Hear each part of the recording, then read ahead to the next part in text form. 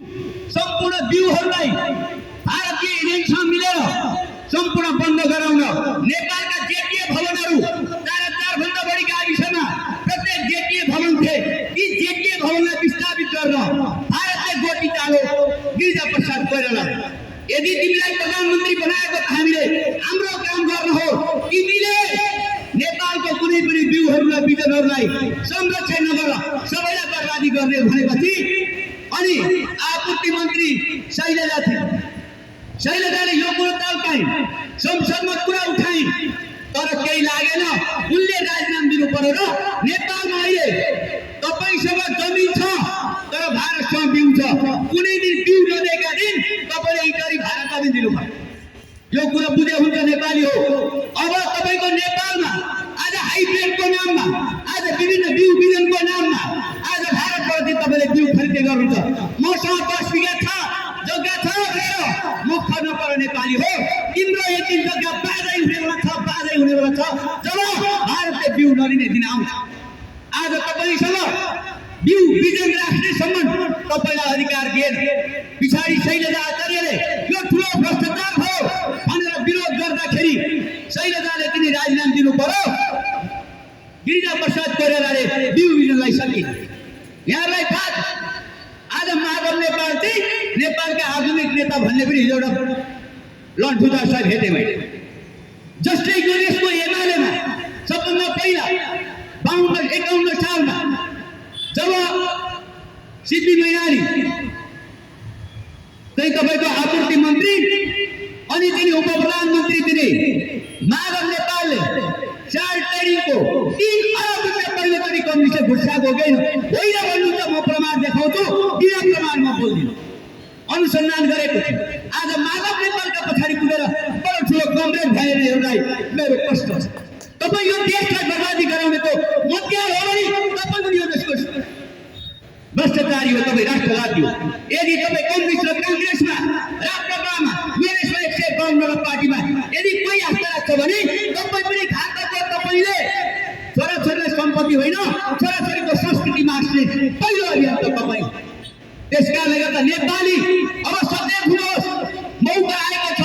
त्यही भएर चोर र किलो नेपालमै भएको मौलिक रैथाने धर्म संस्कृति संरक्षण गर्दै नेपालको पनि आर्थिक समृद्धिका लागि, नेपालको शिक्षा नीतिका लागि, नेपालको अनुसन्धानका क्षेत्रका लागि हरेक क्षेत्रमा अनुसन्धान गरेर अगाडि बढ्न मौलिक जरुरी पार्टी आएको। मौलिक जरुरी पार्टी नेपालमा अहिले विचारका आधारले जम्मा नेपालमा 2टा पार्टी छन्। एउटा मौलिक जरुरी पार्टी हो भने एउटा कपुतन्त्र हो, कम्युनिस्ट पुँजीवादी सिद्धान्तलाई आत्मसात गर्ने पार्टी हो। 152 वटा भएर केही हुँदैन, 150 वटा भएर केही हुँदैन। तर अहिले नेपालमा जम्मा 2टा पार्टी छन्।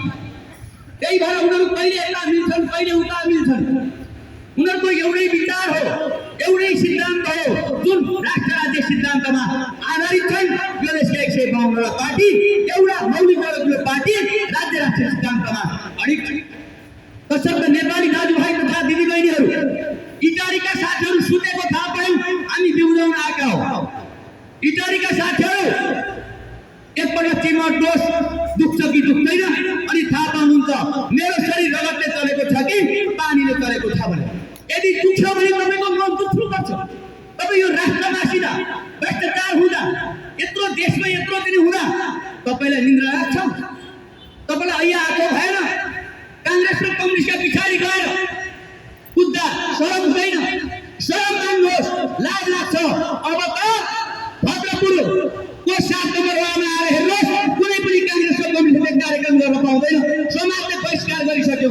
इटारीका जनता हो गर्ने कि नगरे तपाईँहरू एउटा यस्तो वार्ड हेर्नुहोस् काङ्ग्रेस र कम्युनिस्टले कुनै पनि कार्यक्रम गर्यो भने हामीले भद्रपुरबाट हामीले मेचीबाट सुरु गर्यौँ। काङ्ग्रेस र कम्युनिस्टको कुनै पनि कार्यक्रममा नागरिक समाज नजाने हामीले अठोट गरिसक्यौँ। ए इटारीवासी जनता हो, तपाईँ सबको सामर्थ्य छ, तपाईँको सबको हिम्मत छ भने जितेर देखाउनु।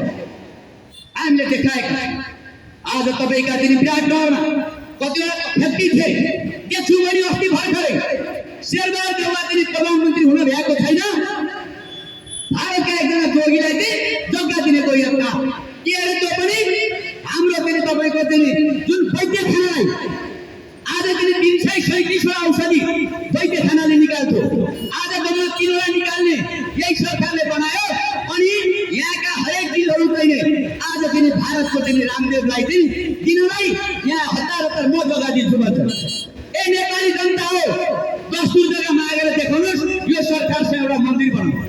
तपाईलाई दस्तुर जग्गा दिन यो सरकार तयार छैन। तपाईको भवन समूहलाई पाङ्गुर जग्गा दिन सरकार तयार छैन। तर भारतको एउटा जोगी आउँदा सबै जग्गा तपाईको भनेर सुम्पिन्छन् अनि त्यही काङ्ग्रेसमा भोट हालेर ठुला कुरा गर्ने। ए नेपाली जनता हो, हामीलाई शरम छ कि छैन? आज यहाँलाई थाहा कि हाम्रा चाहिँ गर्ग ऋषि र पतञ्जलि ऋषिले योगको प्रादुर्भाव गरे, योगलाई संरक्षण गर्न आए। आज तपाईको भुँडी उठार्न फेर गर्न रामदेवको फोटो टाङ्नु पर्ने। ए नेपाली लाज हुन्छ कि हुँदैन तपाईहरुलाई? आज गर्ग ऋषि र पतञ्जलि ऋषिले योगको प्रादुर्भाव गरे। अहिले स्कुलका भित्तामा फोटो आज रामदेवको फोटो छ। मोदीले पो त्यति संयुक्त राष्ट्रसङ्घमा निवेदन हाले त कि मोदीको फोटो हुनु पर्यो, होइन भनी कतिको फोटो हाम्रो चाहिँ गर्ग ऋषि र पतञ्जलि ऋषिको फोटो हुनुपर्छ पर्दैन। तर ए योग र शिक्षा दुई भन्ने राष्ट्रघाती हो, अलिकति शरम लाग्छ कि लाग्दैन? आज रामदेवको फोटो टाँगेर तिम्रो भुँडी उठार्दा ए नेपाली तिमी कहाँ छौ?